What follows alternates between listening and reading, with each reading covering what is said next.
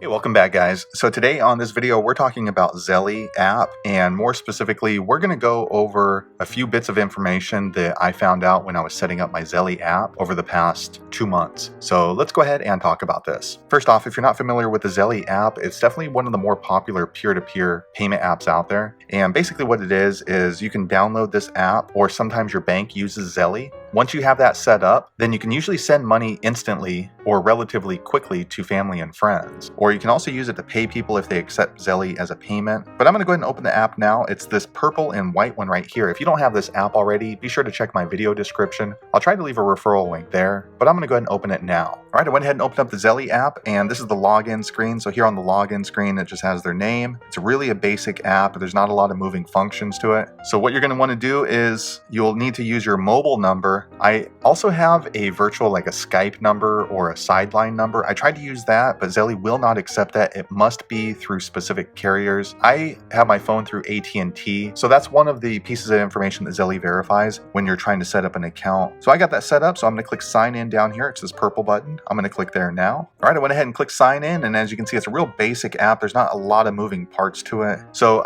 I'm making this video because I want to go over a couple of bits of information that I found out when I'm setting up my Zelle account. So the first bit of information is you have to have a post-pay phone bill. So you can't have some sort of like a prepaid phone, because what they're going to do is when you sign up with that phone number, they're going to contact that phone company somehow. I don't know how they do it. If you know, be sure to leave a comment below. But somehow they verify your phone number, and then they pull the information off of your phone bill, and that's part of the way that they verify your account. So you cannot use something like a Google phone number or a Skype number. So once again, I use AT&T. I'm not sure what the other big carriers are that they allow. If you happen to have your phone service with Sprint, Verizon, or T-Mobile, maybe Metro PCS, be sure to leave a comment below. Let the rest of us know if you were able to register with one of those other carriers. But again, I have AT&T as my phone carrier, and I was able to use them just fine. So that's the first thing I want to let you know.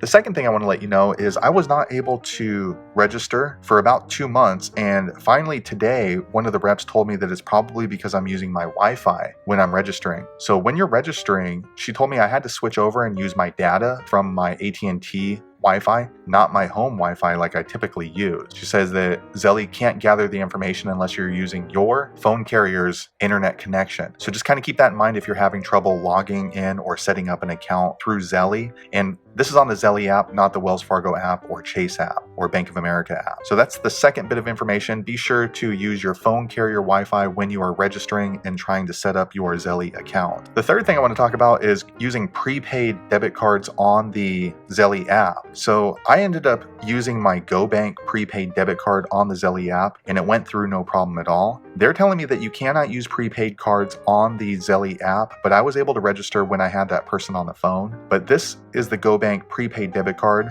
but I've already activated and registered it. During that activation and registration process, they sent me a personalized card, so it's now a debit Visa, not simply just a prepaid card. And I was able to set this up on the Zelle app. So if you have another prepaid card or a prepaid account that worked on Zelle, be sure to leave a comment below. Let the rest of us know how you were able to do that. But as far as I can see, it looks like it shouldn't be an issue for GoBank to use that on Zelle. But with this GoBank, since I have registered and activated it, they've gone as far as setting up an account number and a routing number, and I believe I have some sort of checking account with them, even though I only use it as a prepaid card. So that's the third thing I wanted to talk about when setting up the Zelle, the purple Zelle app. The fourth thing I wanted to talk about is using your PayPal account, your PayPal cash card. I asked the representative if I can go ahead and use my PayPal card, just because that one has less fees than my GoBank prepaid card. Let me see if I can pull it up right here. All right, so this is my PayPal cash card. So this is not the prepaid card. This is the PayPal cash debit card that's attached directly to my bank account through PayPal on my app. So I asked her if I can go ahead and use this because this one does come with a routing number and account number as well. She told me that because PayPal is a competitor of Zelle, that I cannot use the PayPal cash debit MasterCard on the Zelle app for some reason. So that's kind of unfortunate because PayPal is a very popular account to have, and it's nice to have different options to send money around. But at this time, it looks like no, you cannot use the PayPal cash debit MasterCard on the Zelle app. And the next bit of information I want to let you know that I found out while trying to register my Zelle account on the Purple app is that if you try to verify your address or your phone number too many times, the Zelle app will completely lock you out and block your account.